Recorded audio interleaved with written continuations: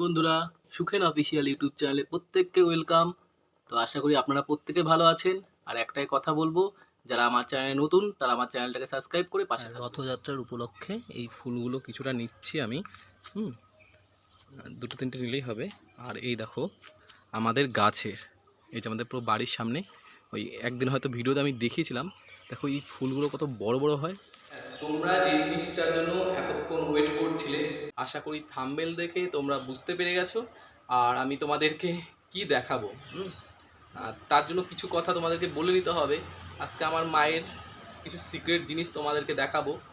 আর আমার মায়ের কি সিক্রেট জিনিস সেটা অনেক মানে কোটি টাকার মূল্যর জিনিস, মানে আমার মায়ের কোটি টাকার মূল্যর জিনিস আমার কাছে, সেটা আমার কাছে একটা কোটি টাকার মূল্য।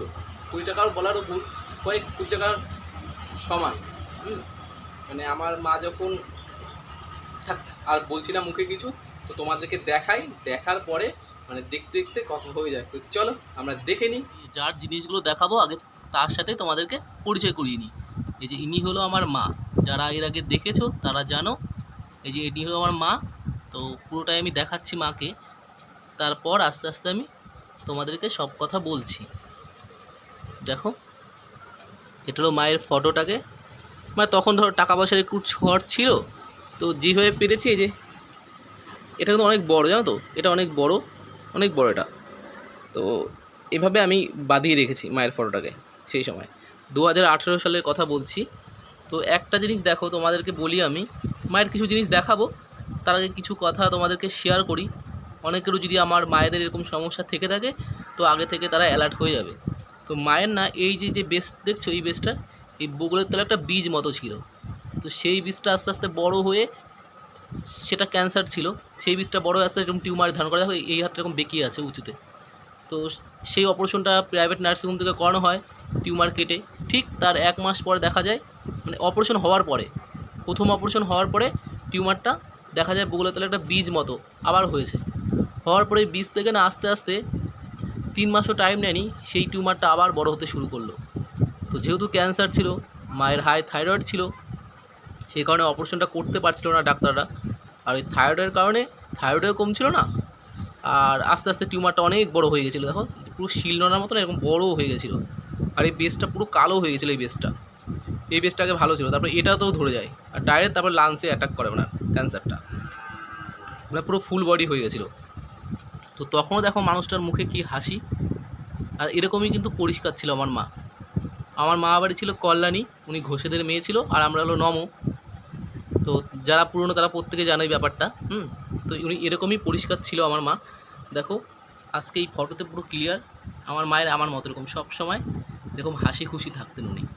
তো যেদিন এদিন ওনার ফার্স্ট দিন, উনি কেমো নিচ্ছিলেন কলকাতা থেকে, SSKM থেকে, মানে পিজি হাসপাতাল। তো সেদিন কি হয়েছে, কেমো নেওয়ার আগে কিছু রিপোর্ট মায়ের ওই মানে শো করতে হবে। তো সেই রিপোর্ট নিতে আমরা এসেছিলাম এক্সাইড মোড়ে, ওই ইকো ডায়াগনস্টিক সেন্টার, কলকাতা, একটা বড় একটা পুরনো একটা ডায়াগনস্টিক সেন্টার। তো সেখানে এসেছিলাম আমরা। তো তখন মা বলছে, বাবু আমার কিছু ফটো তোল না। তারপরে আমি একটু বলছে, হ্যাঁ এদিকে আমরা কষ্ট করে মরছি আর তুমি ফটো তুলতে বলছো। উনি তো বুঝতে পেরে গেছিলো যে উনি বাঁচবে না। তখন উনি এরকম দাঁড়িয়েছিল, আমি কয়েকটা ফটো তুলি। তো সেই স্মৃতিগুলো রেখে দিয়েছি। এইবার দেখো যে শাড়িটার কথা বলবো তোমাদেরকে আমি। এই যে শাড়িটা পরে আছেন ইনি, এটা হলো পিওর সুতির শাড়ি, পিওর যেটা করে কটন। আর এটাও তাই, এই ব্লাউজটা। তো উনি যেহেতু পরিষ্কার মানুষ ছিল না, যেই শাড়িটা পরতো না কেন সেটা ওনাকে খুব সুন্দর লাগতো। এইবার বলি এই শাড়ির ব্যাপারে। তখন যেহেতু ওনার পুরো ফুলবাড়ি ক্যান্সার ছিল, তো উনি না কলকাতায় যেতে হলে কোনো দামি শাড়ি খড়খড়া টাইপের পরতে পারতো না। তাই মাকে বলতাম যে, মা তুমি এরকম সুতির শাড়ি, নর্মাল বাড়ি পরা শাড়ি পরে চলে যাও। কেমন, এটা কিন্তু অনেক দিনকার পুরনো শাড়ি, মানে পরতে পরতে না পুরো সফট হয়ে গেছে সুতির শাড়িটা। তো মা বলতো কি, বাবু দেখ আমার শরীর না জ্বালা পোড়া করে, তোরা তো আর বুঝবি না, ঠিক আছে, যে মায়ের যে কী কষ্ট হয়। তো সেই কারণে আমি এই শাড়িটাই পরি। এই শাড়িটা খুব নরম, তো পরে আমি আরাম পাই। তাও তো গায়ে শাড়ি রাখতে ইচ্ছা করে না, এবার কী বলবো, শাড়ি তো পরতে হবে না কিছু না কিছু গায়ে, উলঙ্গ অবস্থায় তো ঘুরতে পারবো না। তখন মায়ের শাড়িটা পরে। আর 2018 কথা বলছি, তারও আগে থেকে মায়ের শাড়িটা পরতো, মানে পাক্কা 2 বছর পরেছে এই শাড়িটা উনি। এই শাড়িটা পরে স্কুলে কাজ করেছে, মানে এত প্রিয় ছিল শাড়িটা।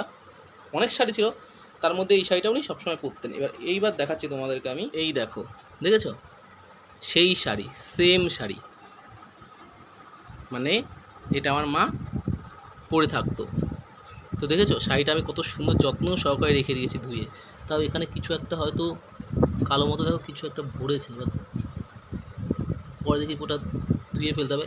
তো আমি মা মারা যাওয়ার পর ডেটল দিয়ে সার্ফ ভালো করে, ঠিক আছে, গরম জলে এটাকে ধুয়ে সুন্দরভাবে রেখে দিয়েছি। কেন রেখে দিয়েছি সেটাও তোমাদেরকে বলবো। আর এই যে ব্লাউজটা, এই যে মা পরেছিল, দেখো, মানে এখন শুধু ভাবি যে মানুষটা কত কষ্ট করতো এই জিনিসগুলো দেখলে। একটা ব্লাউজের দাম কত, দেখো যে ব্লাউজ ছিঁড়ে গেছিলো, হ্যাঁ, এই সেলাই করে পরতো, দেখেছো? এগুলো কিন্তু সেলাই করা, দেখো সব সেলাই করা, ঠিক আছে? এগুলো সেলাই করে পরতো। তারপরে এখানে ছিঁড়ে গেছিলো বগলের এখানে, এইগুলো সেলাই করে পরতো। এটা কিন্তু মারা না, মানে সেলাই করে পরতেন।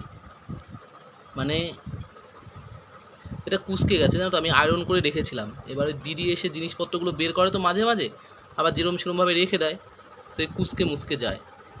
তো এই জিনিসগুলো, মানে আর একটা জিনিস তোমরা ফলো করো। এই দেখো মায়ের এই পলাটা, দেখো, এই দেখো হাতে, দেখেছো? ভালো করে দেখো এই পলাটা, এই পলাটা, দেখেছো? এই পলাটা, এই পলাটা একটাই আমার কাছে আছে, আর একটা আমি পাচ্ছি না।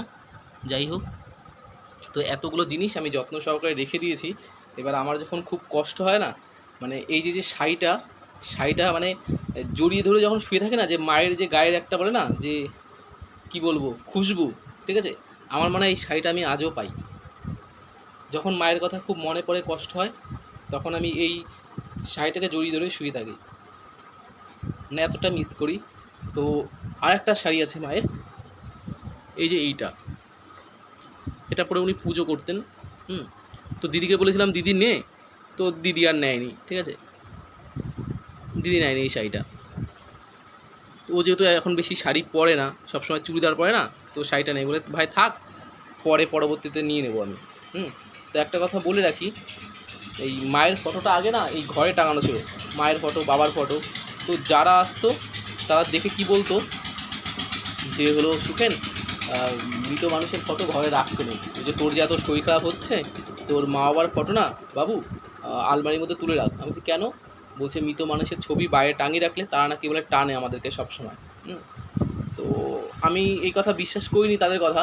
তখন আমি কলকাতার এক বড় জ্যোতিষীর কাছে গেলাম, উনি যখন আমাকে বললেন তখন আমি বিশ্বাস করলাম। 2-3 জনের কাছে আমি যাচাই করলাম জিনিসটা, তারপরে আমি মানে মায়ের ফটো, বাবার ফটো আলমারির মধ্যে তুলে রেখে দিয়েছি। হ্যাঁ, এইবার এই শাড়ি, ব্লাউজ আর এটা দিয়ে আমি কি করব। আরও একটা জিনিস আছে, সেটা যেহেতু গোল্ডের, সেইগুলো আমি দেখাচ্ছি না। তো সেই সমস্ত জিনিস আমি একটা কাঠের একটা অ্যালবাম মতো বানাবো, কাজ দিয়ে সুন্দর ডিজাইন করে মনের মতো, যে ডিজাইনটা আমি এঁকে দেবো মিস্ত্রিকে। যেমন এই যে এই ডিজাইনগুলো হয় না, ঠিক আছে, ঠিক কাঠের মোটা মোটা ডিজাইন করে বড় বক্স মতো, তার মধ্যে সুন্দর করে এই মায়ের শাড়ি, মায়ের এই ব্লাউজ, এই পলাটা, সব যত্ন সহকারে যা যা জিনিস আছে ওর মধ্যে রেখে আমি যেই পাকা ঘরটা করছি তোমরা দেখেছো, ওই ঘরের মধ্যে না আমার রুমে বিশেষ করে আমি ফটো নাই রাখতে পারি, ফটো তুলে রেখে দেবো, কিন্তু মায়ের এই জিনিসগুলো তো চোখের সামনে থাকবে না। যেমন আগেকার যুগে হয় না, রাজা রানীদের জিনিসগুলো দেখবে কি সুন্দর করে বাঁধিয়ে রাখে, তো আমার মায়ের জিনিস আমি সেইভাবে বাঁধিয়ে রাখবো। তো দেখো, মানে শাড়িটা শুধু দেখো যত সুন্দর যত্নে রেখেছি। 7টা বছর, 7টা বছর কিন্তু কম না ছেলে মানুষের কাছে। যেহেতু বাড়ি থাকি না, কত যত্ন সহকারে রেখে দিয়েছি। মানে আমি যখনই কাজের পরে মানে বাড়িতে আসি না, আমি আগে আলমারি খুলে ওখানে ন্যাপথলিন দিয়ে রাখি যাতে শাড়িটা নষ্ট না হয়। আর যেহেতু তোমরা জানো আমার ঘরের নিচে মাটি, কখনো কখনো হয় কি আলমারির উপর না উই ধরে যায়। মানে আলমারি তো কী বলে ওইগুলো, লোহার হয় না, লোহা টিন দিয়ে তৈরি হয় আলমারিগুলো, তো লোহারই হয় অ্যাকচুয়ালি আলমারি। তো এই যে দেখছো না, এই যে এটা কিন্তু শোকেস, ওই নিচে দেখো ওটা শ্বেতপাথর রাখা আছে, শ্বেতপাথরের উপরে ওই শোকেসটা রাখা, তো ওই কখনো কখনো উই ঢুকে যায়। তো অনেক মানে যত্ন সহকারে রেখে দিয়েছে। এবার তোমরাই বলো যে মায়ের প্রতি আমার কি ভালোবাসা না ভালোবাসা, তোমরাই আমাকে কমেন্টে জানাবে। তো তোমরা দেখলে যে মায়ের প্রতি আমার কি ভালোবাসা ছিল, মানে তার সাথে আমার একটা বন্ধুর মতো একটা ভালোবাসা ছিল। মানে সব কথা মাকে খুলে বলতে পারতাম, মানে স্কুল লাইফে যেটা হয়েছে না কেন কাউকে শেয়ার করতাম না, আমার মাকেই বলতাম, বাবাকে বলতাম না, বাবাকে ভয় পেতাম। কারণ বাবা ছোটোবেলা থেকে খুব মারতো, মানে মার খেয়ে খেয়ে বড় হয়েছি বাবার কাছে। হুম। না, আমার দিদিকেও পিটিয়েছে প্রচণ্ড আমার বাবা। তো বাবাকে খুব ভয় পেতাম আমরা। উনি আমাদের অতটা বন্ধু ছিল না, মানে মা মারা যাওয়ার পর বাবা একটু বন্ধু হয়েছে, একটু না অনেকটাই। আর মা যতদিন বাঁচা ছিল, মাই আমার বেস্ট ফ্রেন্ড ছিল লাইফে। তো প্রতিটা ছেলেরই তার মা বেস্ট ফ্রেন্ড হওয়া দরকার, যে একটা ছেলের লাইফে যত ডিপ্রেশন আসুক, যত টেনশন আসুক, যত কষ্ট হোক, কোনো মেয়ের সাথে, কোনো গার্লফ্রেন্ডের সাথে কিছু একটা হোক, মা যদি বন্ধুর মতো হয় না, তো মাকে সব খুলে বলা যায়। আর পাশে যদি এরকম একজন বন্ধু থাকে, আশা করি বাইরের বন্ধুদের সাথে আমাদেরকে মিশতে হয় না, আর কোনো কথা শেয়ার করতে হয় না। যে বাইরের বন্ধুদেরকে আমরা যদি আজকাল বিশ্বাস করে কোনো একটা গোপন কথা বলে দিই, দেখবে তারা সেই জিনিসটাকে পরে পাবলিক করে দেয়। তো যাই হোক, আমার এই ভিডিওটা আমার যে সমস্ত ভাই বোন দাদা দিদিরা দেখবে, আশা করি তারা আমার মতো ঠিক এরকম তার মাকেও শ্রদ্ধা করবে। যদি তারা যদি মারা যান, মারা যাওয়ার পরে হলেও, তো এই জিনিসগুলো আমি যতদিন বাঁচবো, আমি আমার কাছে, মানে কি বলবো, খুব যত্ন সহকারে রেখে দেবো, এটুকুই।